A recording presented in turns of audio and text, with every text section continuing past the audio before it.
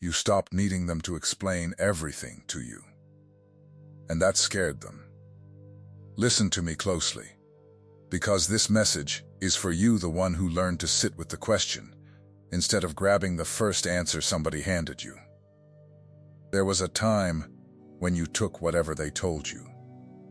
When somebody you trusted said, "This is how it is," you nodded.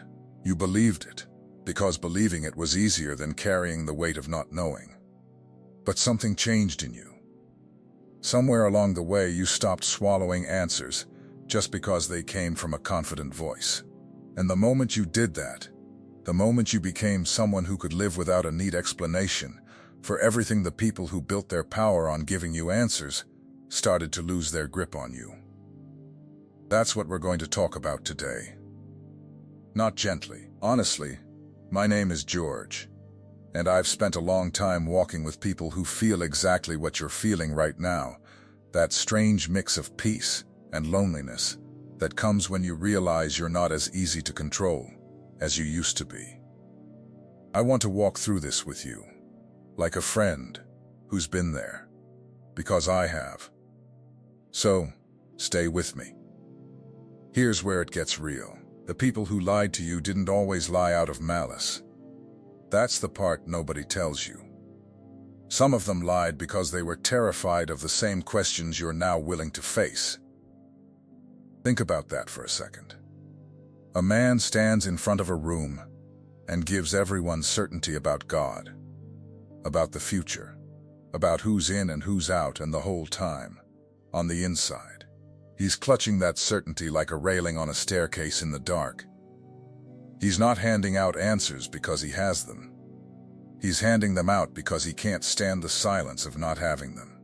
And when you walk into that room, and you're okay with the silence, when you can sit in the unknown without panicking, you become a threat. Not because you're loud, because you're free. Let me show you what I mean with a story. There's a man in the Gospel of John I keep coming back to. He'd been blind from birth. And one day Jesus heals him, puts mud on his eyes, tells him to go wash, and the man comes back seeing for the first time in his life. You'd think that's the end of the story.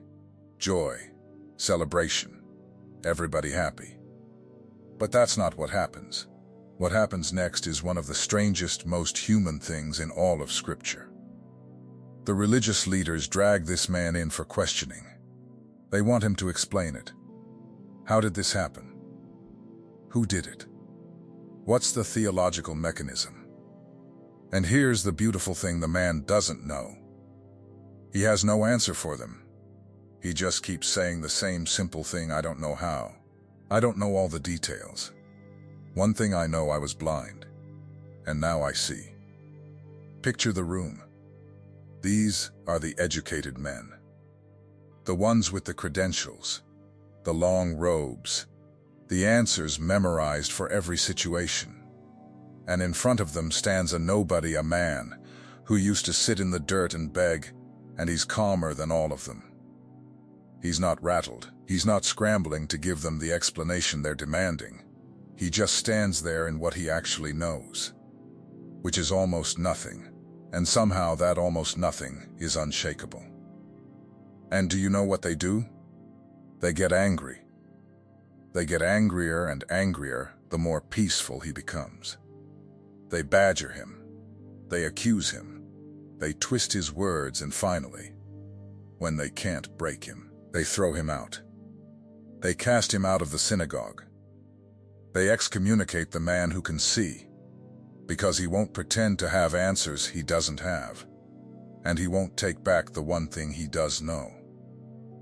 That's it. That's the whole pattern. Right there, 2,000 years ago. The man's peace was an insult to their authority. His freedom from needing to explain everything exposed how much they needed to. He wasn't trying to fight them. He just refused to be afraid of his own not knowing, and that alone undid them. Now here's what I want you to feel. The same thing that happened to that man is happening inside you right now. You've reached a place where you can say, I don't have all the answers, And I'm okay. And the people who built their relationship with you on always being the ones with the answers, they can feel that shift. They don't always have words for it, but they feel that they're losing their footing with you. And some of them will get louder. Some will press harder. Some will throw you out, in small ways or big ones, because your peace is a mirror they don't want to look into. But here's where it gets even deeper. I need to tell you about a night of my own, because I don't want you thinking I'm standing on a stage somewhere talking down to you. Years ago, I sat in my truck in an empty church parking lot at almost 1 in the morning. The building was dark. I'd just come from a conversation that had gutted me, a man I deeply respected, a man whose answers had shaped half my life, had looked me in the eye and told me that my questions were a sign I was falling away. That doubt was the enemy. That if I really had faith, I wouldn't be asking the things I was asking. And I remember sitting in that truck, hands on the wheel, engine off, just staring at the dark windshield. And the thought that scared me most wasn't what if he's right. It was the opposite. It was what if I never get the certainty he has, and I have to live the rest of my life without it. That terrified me, because I'd been taught that faith meant having answers. Locked, sealed, no questions allowed answers. And I didn't have them anymore. They'd cracked. And I thought the cracking meant I was broken. It took me years to understand that the cracking was the beginning of something real. Because here's what most people miss. The opposite of faith is not doubt. The opposite of faith is the desperate white-knuckle need to have everything explained before you'll trust. Think about Abraham. God tells him to get up and go, and Scripture says he went, not knowing where he was going. Not knowing. He didn't get a map. He didn't get a 5-point plan with all his questions answered. He got a voice and a promise and a horizon he couldn't see past. And he went anyway. That's not certainty. That's something much braver than certainty. That's trust that doesn't require an explanation in advance. And that's exactly the thing the liars can't stand in you.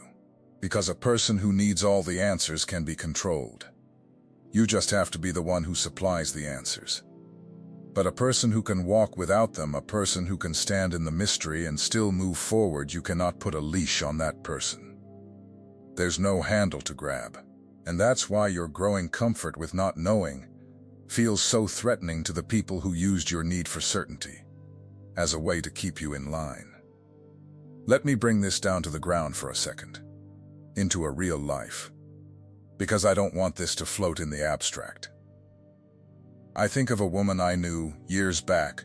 I'll keep her anonymous, but I'll never forget what she told me.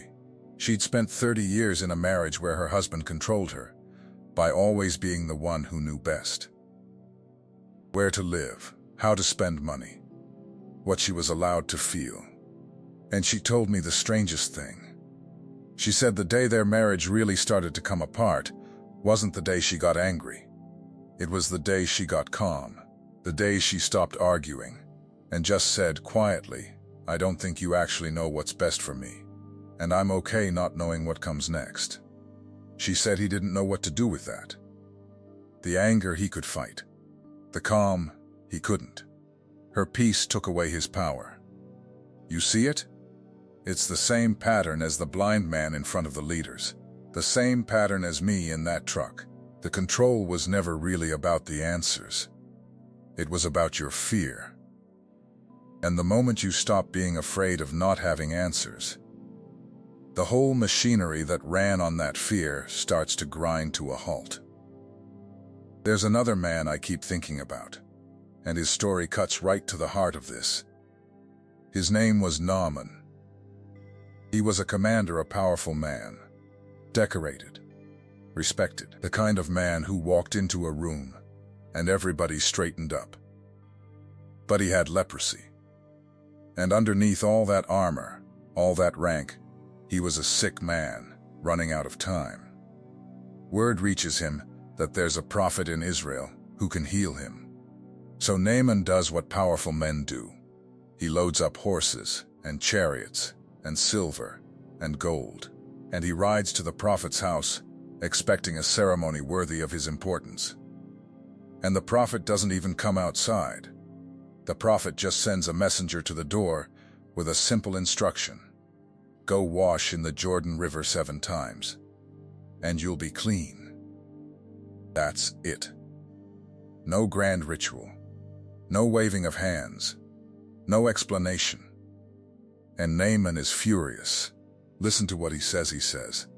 I thought he would surely come out to me and stand and call on the name of his God and wave his hand over the spot. He had the whole thing scripted in his head. He had decided in advance how the answer was supposed to look. And when the real answer came plain, quiet, without a single explanation attached, he almost rode away and stayed sick. He almost lost his healing because it didn't come with the production he was demanding. It was his servants who finally got through to him. They said basically, if the prophet had asked you to do something great, you'd have done it. Why won't you do this small, simple thing? And something in him broke open. He went down to that muddy river, and he dipped himself under. Once, twice, 7 times, with no idea how it worked, no explanation, no certainty, and he came up with skin like a child's. Here's what I want you to see. The thing that nearly cost Naaman his healing was the exact thing the answer givers planted in you.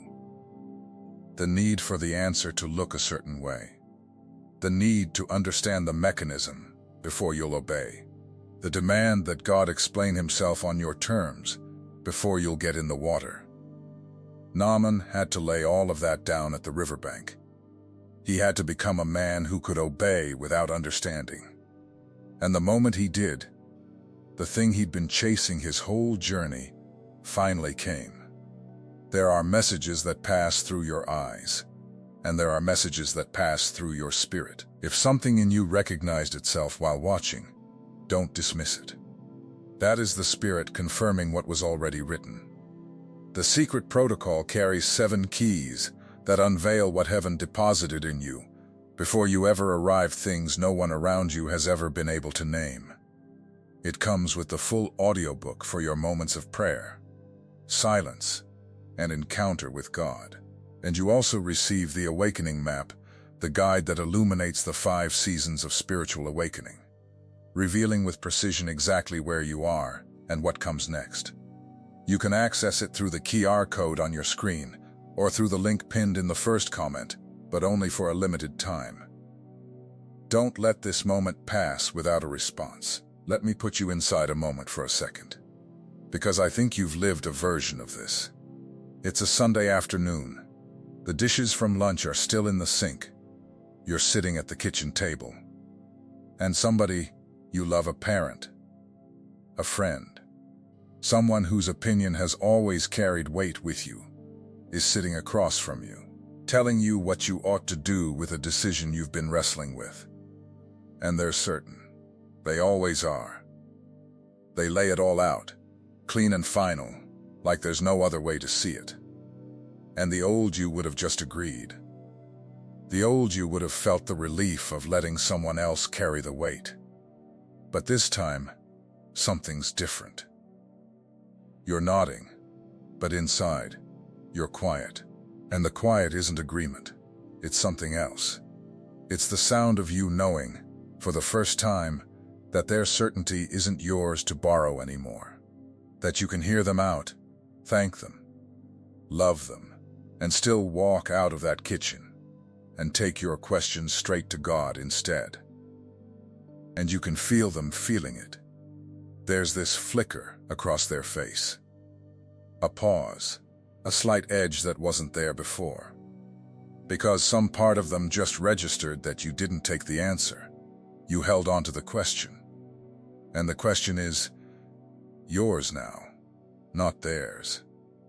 That little kitchen moment, that's the whole battle in miniature. That's where it actually plays out. Not in some dramatic confrontation, in the ordinary rooms of your life, where you quietly stop handing your questions to people who were never meant to answer them in the first place. Now let me tell you what they're really afraid of. Because this is the part that changes everything. It's not your questions that terrify them. It's your stillness underneath the questions. A person full of questions but desperate for answers is still in their grip. They can dangle the answers, and you'll come running. But a person full of questions, who has made peace with the slow unfolding, who can say, "I'll know when I know, and until then, I'll trust," that person has left the room they were trying to keep you in. You're standing somewhere they can't reach, and from out there where you are now, you can see the whole machine for what it is. You can see how it ran on fear the whole time. I want you to imagine something with me. Picture a child learning to ride a bike, and a father running alongside, holding the back of the seat. For a long time, the child only feels safe because the father is holding on. The child can't ride. The child can only be held while pretending to ride. And then comes the moment every parent knows it, when the father quietly lets go. And for a few seconds, the child doesn't even realize it. The child is riding, actually riding, alone, balanced, free. And then the child looks back, sees the father standing way behind, hands empty, and feels this rush of terror and joy all at once. Wait, I'm doing it myself? That's where you are right now, spiritually. For years, someone held the back of your seat. They told you that you couldn't ride without them, that their hand was the only thing keeping you upright. And maybe, for a season, that was even true. We all start somewhere. We all need someone to run alongside us at first. But you've been riding on your own for a while now. The hand let go a long time ago. And the only thing that's kept you circling back is the belief that you still need it. The fear that without their answers you'll fall. You won't fall. You're already riding. And the people who had their hand on your seat, some of them, are good people who just don't know how to let go. But some of them never wanted you to ride at all, because a child who can ride doesn't need to keep coming back. And their whole sense of importance depended on you needing them. That's the hard truth. That's the thing the title of this whole message is pointing at. Your independence, your peace, with not having every answer pre-packaged and handed to you, it doesn't just free you. It exposes them. Let me give you one more picture from Scripture, because I told you the Bible would be the ground under all of this. And it is. Think about the disciples in the boat in the middle of the night, and the wind is against them, and they see something walking toward them on the water, and they're terrified.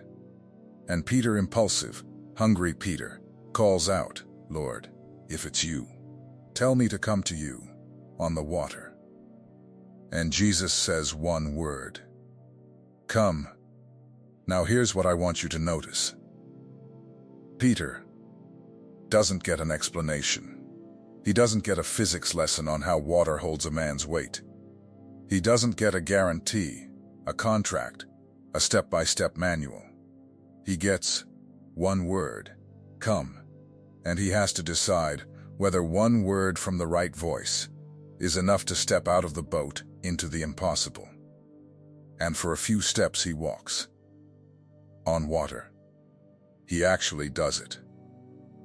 He's out there, doing the thing that makes no sense, held up by nothing but a word and his trust in who spoke it. And then he looks at the wind. He starts calculating. He starts demanding answers from the situation. How is this possible? What's holding me up? What happens if, and the moment he trades trust for the need to understand, he sinks? He sinks not because the water changed. He sinks because he went looking for an explanation in the middle of a miracle. You don't always get the explanation first. Sometimes the explanation comes after the obedience, after the trust, after you've already stepped out. And the voices that told you, don't move until you understand everything, they were keeping you in the boat. They were keeping you safe from the very water you were made to walk on. I think about that woman again, the one who finally got calm after 30 years.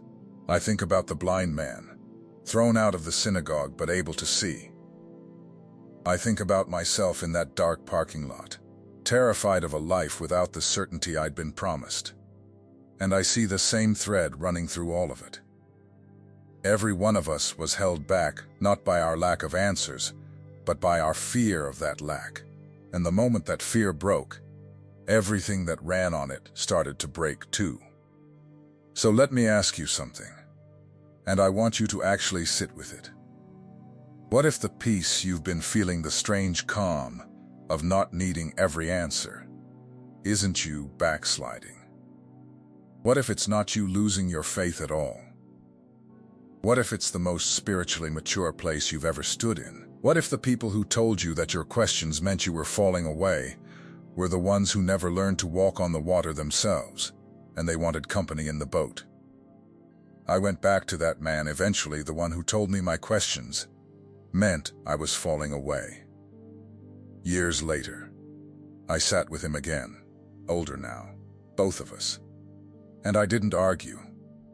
I didn't try to win. I just told him, gently, that I'd found God in the questions, not in spite of them. That the cracking he'd warned me about had turned out to be the place where the light got in. And I watched his face, and I saw it not anger this time, something closer to grief. Because I think a part of him had always wondered the same things, and never let himself ask. He'd spent his whole life guarding a certainty that was thinner than he let on. And here was someone who'd walked out into the open air of not knowing and come back more alive, not less. I don't tell you that to make him a villain. I tell you because I want you to understand what it costs a person to live inside borrowed certainty for too long. And I want you to be free of that cost. Here's what I've come to believe after all these years. God is not threatened by your questions. Let that land. The God who made your mind, who built into you the capacity to wonder and to ask and to search, He is not nervous when you bring Him a question He hasn't answered yet. He's not pacing in heaven, worried that you're getting too independent. The only ones who are nervous are the people who put themselves between you and God and called it guidance.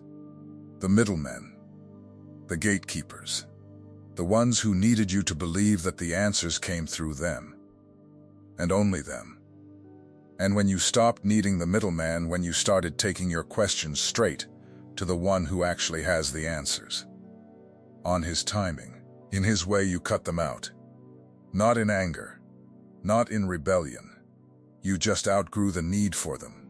And that, more than any argument you could ever make, is what terrifies the ones who lied to you. There's a verse that says, "We see now as through a glass, dimly but then, face to face. Now I know in part, then I shall know fully." Read that again. Even the great apostle who wrote that admitted he was seeing dimly. In part. He didn't have it all figured out. The most spiritually advanced man of his generation said, openly, "I only know in part." And he built his whole life on trusting the one he couldn't fully see. If he could live in the partial, in the dim, in the not yet, and still walk in more power and peace than anyone around him, then so can you. The not knowing was never your weakness. It was the doorway to a kind of trust the answer givers never wanted you to find. Because on the other side of that doorway, you don't need them anymore. So here's where I'll leave you. You're not lost because you have questions. You're not falling away because you've made peace with the mystery. You're further along than you've ever been. And the discomfort you feel from certain people in your life, that pressure, that pulling, that subtle message that you've changed and not for the better, that's not God's voice. That's the sound of a hand realizing it's no longer holding your seat. You're riding now, on your own, held up by something far steadier than any human certainty ever was. I want you to do something for me before you go.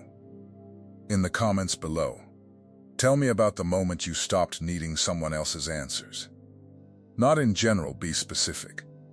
Was it a conversation? A night you couldn't sleep? A person whose certainty suddenly felt smaller than it used to? Tell me the moment the hand let go of your seat and you realized you were already riding. I read these, and I think the person who comes after you needs to hear yours. Because the truth that's shocking isn't that they lied to you. The truth that's shocking is how long you didn't need them to be right, and how free you've been this whole time, just waiting to notice.